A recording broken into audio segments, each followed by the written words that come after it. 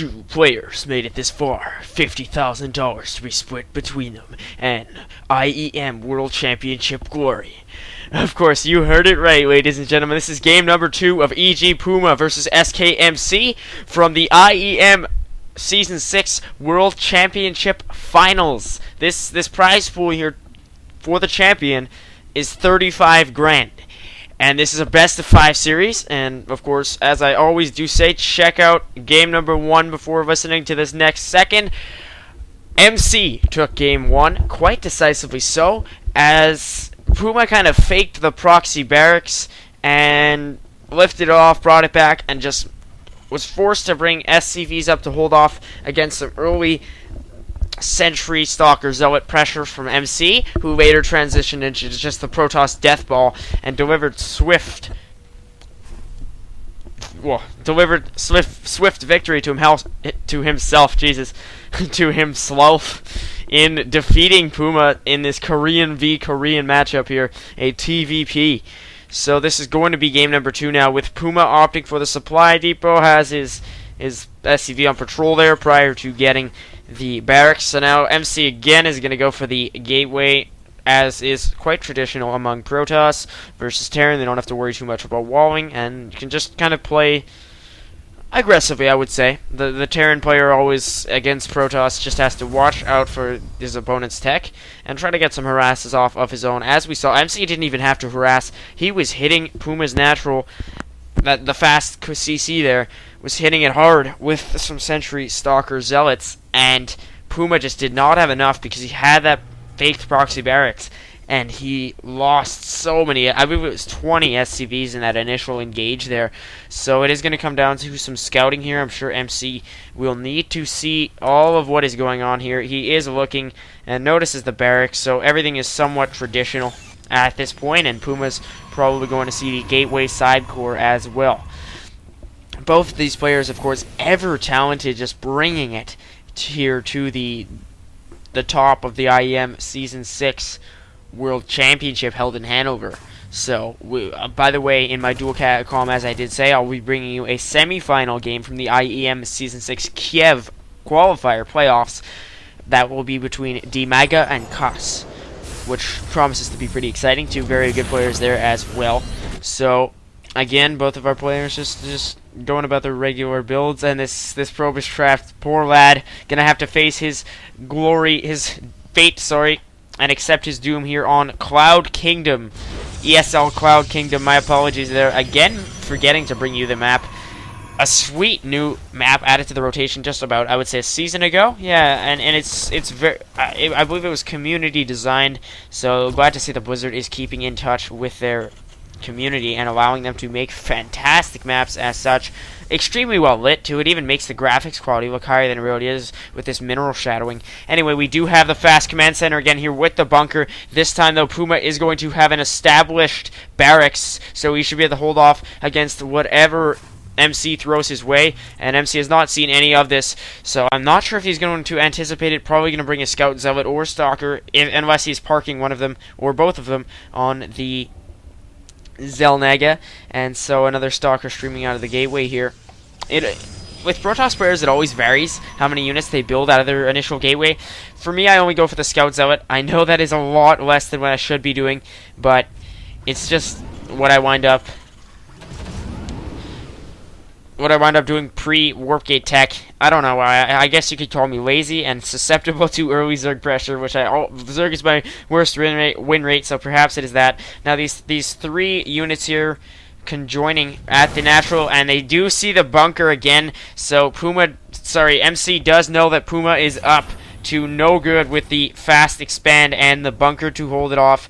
But in the last game he had a lot more of an advantage. He had so much more of a force established, and so MC himself now is going to opt for a fast expand of his own, as Puma will scout this. Will he? Yes. No, he's not going to scout this, so his scout entered the base a little bit too late, and MC is going to try desperately to pick it off before he sees the fast expand.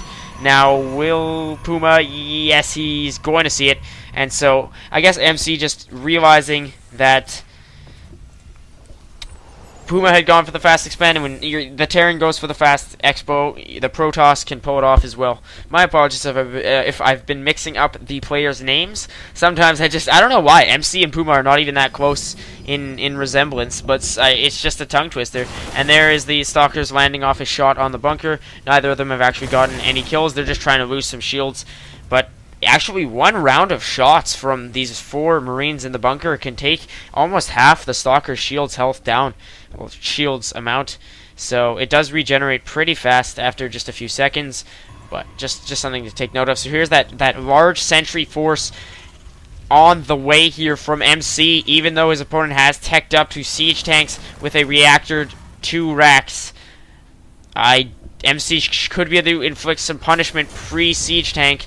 If this can come out in time, it probably will. Yes, it will, just before MC's able to arrive. He does have his robo facility on the way, so the siege tank shouldn't have an issue dealing with the sentry force, but I do question whether or not he will have siege tech to park it on this cliff. If he does, holding off against Protoss pressure should be no problem at all.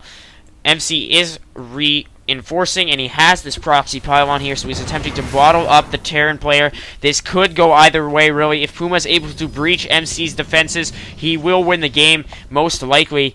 But if MC can succeed in his contain here, he may be able to defeat Puma. So these 2 forces just kind of hovering on the edge of battle. 2 siege tanks here going to be in range of the Protoss forces, dealing massive area damage there on the Zealots.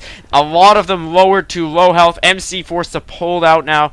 Not really a decisive victory for Puma, but excellently played, setting up these siege tanks just in range and kind of negating the proxy pylon, as MC's probably going to fully retreat. No, I would estimate he'd bring his forces back up to the proxy pylon. Not sure though. He is retreating most of them. Just these 2 Stalkers remaining. I don't know if he'll go for the fast blink. There is no Twilight Council on the field, I do not believe. These 2 Stalkers here now testing the boundaries of the Terran force.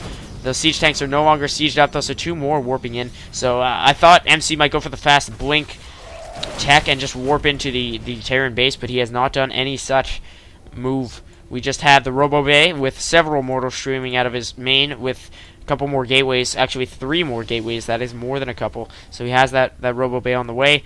1 Stalker here lowered to 2 health with 10 shields, rapidly regenerating.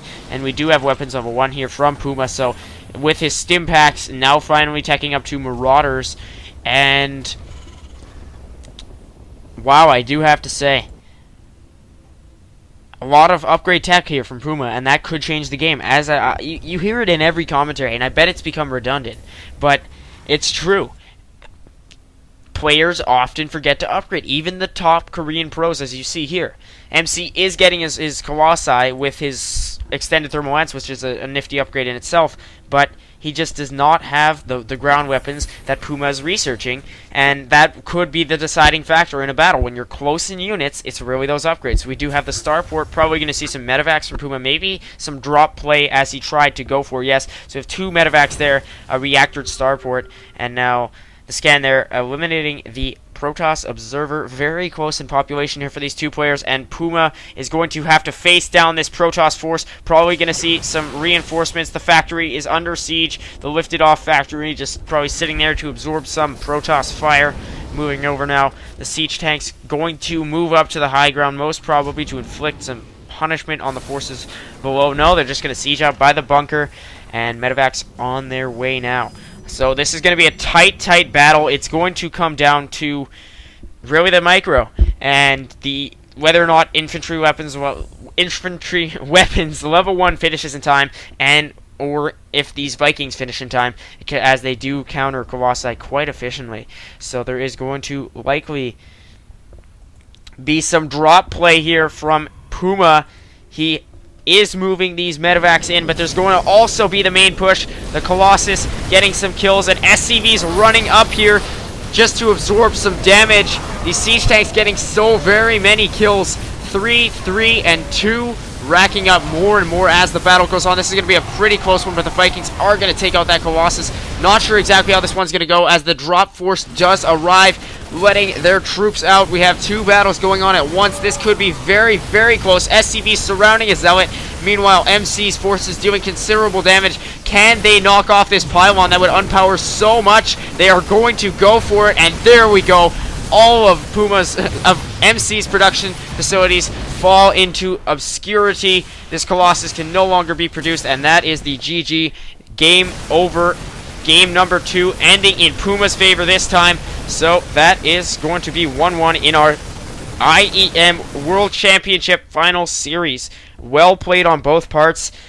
The weapons level 1 did finish. I enjoyed watching the drop play there from Puma. That was nice. He knew the opposing push was impending, and you can just see this little warp gate here spazzing out, about to die. So well played on both sides. It really just came down to Puma's drop play and his strong economy as well as his upgrades. He had those combat shields at the end. SCVs used wisely. It was essentially an all in defense. I don't know if you can really say that, but he just moved all the SCVs in. They absorbed fire, allowed the siege tanks to just pound the Protoss force.